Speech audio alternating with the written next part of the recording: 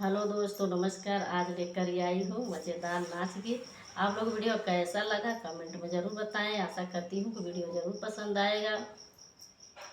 मेरे वीडियो को ज़्यादा से ज़्यादा लाइक शेयर कमेंट करिए। प्लीज़ सब्सक्राइब करना मत भूलें जो लोग नए मेरे चैनल पे हैं। कुआना पे बोलई जगत बतियावई मुरहा हंसी हंसी मांगई मोर गवनवा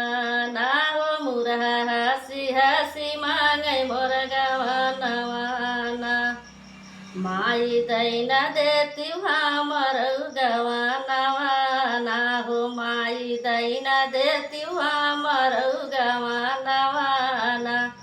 ये समय कैसलिया बेटी गम सम कर बेटी आगे यगंदे बैतोर गवनवा ना हो बेटी आगे यगंदे बैतोर गवनवा ना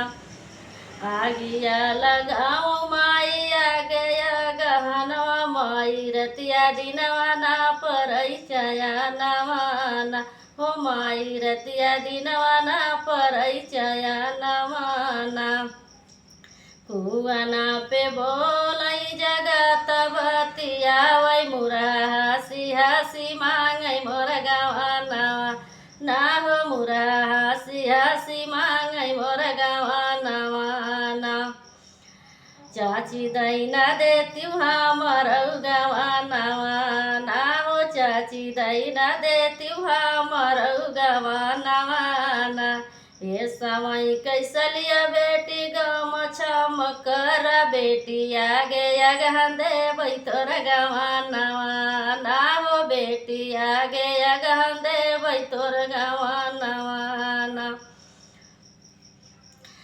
आगे गहनवा चाची आगिया लगाओ चाची रतिया दिनवा ना परिचया नवा ना हो चाची रतिया दिनवा ना परिचया नवा ना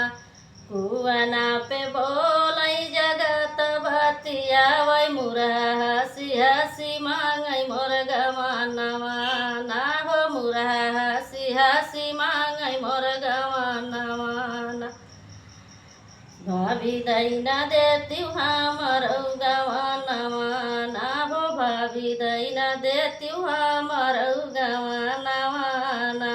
ये समय की सलिया ननद गम सम कर ननदया गे अगहंदे बैतोर गवनवा ना हो ननदया गे अगहंदे बैतोर गवनवा ना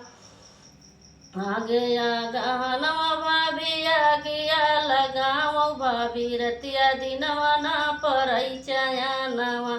ना हो भाभी रात दिनवा ना परिचया नवा ना